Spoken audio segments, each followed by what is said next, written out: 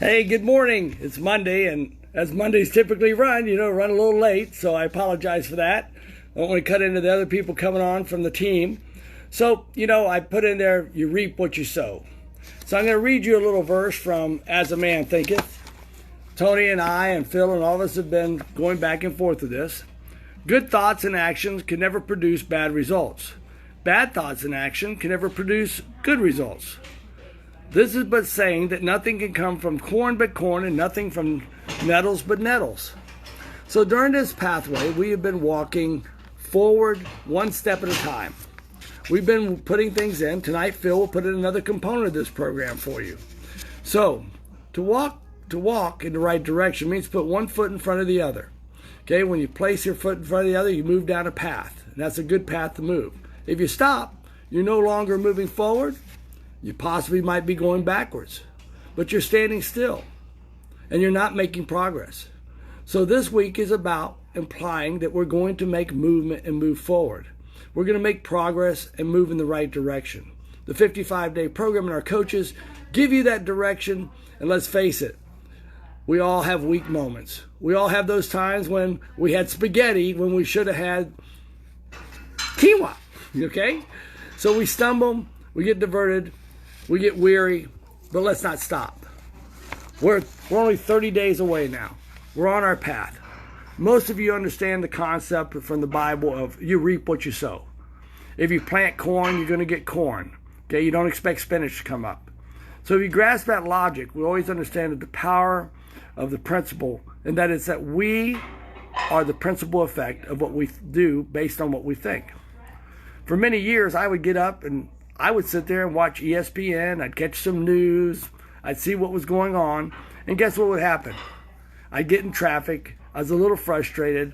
I'd let the people in the traffic maybe put me off track, bother me, aggravate me. I'd get to work. And what do you think I was doing when I got to work? I sort of had those bad seeds sown of being hectic and anxious and that. I make sure that I get up in the morning now, my first reading and thoughts of the day aren't of murders and indictments of what team lost and who's going to get traded and who doesn't like their deal or whatever I was looking at. I didn't want to hear about foreign dictators. I decided I wanted to get up and I wanted to get to work with a good attitude. So I gave up that morning ritual, and now you know what I replaced it with, and has been actually improved by being in one of the team of the 55 days. Is I get up and I go and I read my Bible, do my prayers. I get into some meditation. I go into my journal. I make some journal notes. The night before I went to bed, before I go to bed, I do my gratitude journal. I recap my day. And also, you know what else I do? I do my 3 most important things to do the next day. Okay? So now I'm sowing good thoughts, and thus I'm reaping good instincts in that. So when we move in this direction, we're going to hear today from Phil in the webinar tonight about manifesting our outcomes. We don't talk a lot about goals. We talk about outcomes because we want to constantly be moving for that.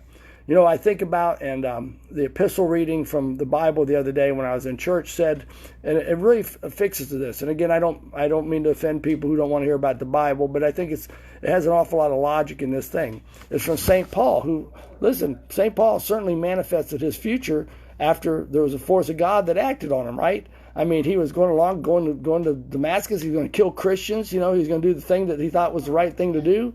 God knocked him off his mule, knocked him on the ground, blinded him, put his head in the sand, in the mud, and said, Paul, why do you hurt my people?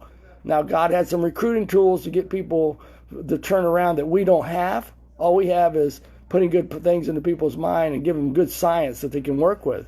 So here's what Paul said. I wrote it down here. It says, fix your thoughts on what is true and good and right.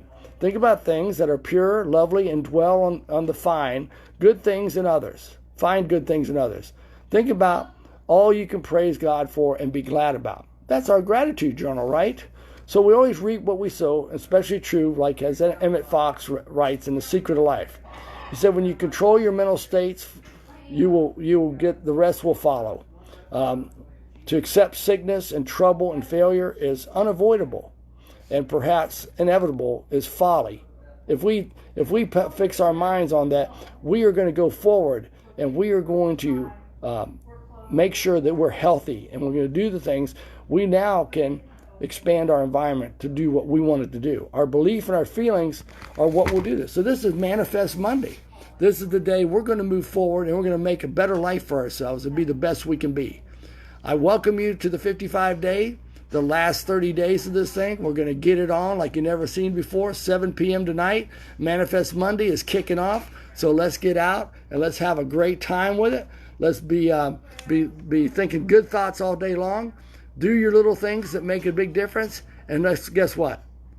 We're going to the top together. We're going to be the best we can be. God bless all of you. Have a great day and make it Manifest Monday. Manifest what you want in your life, the best life.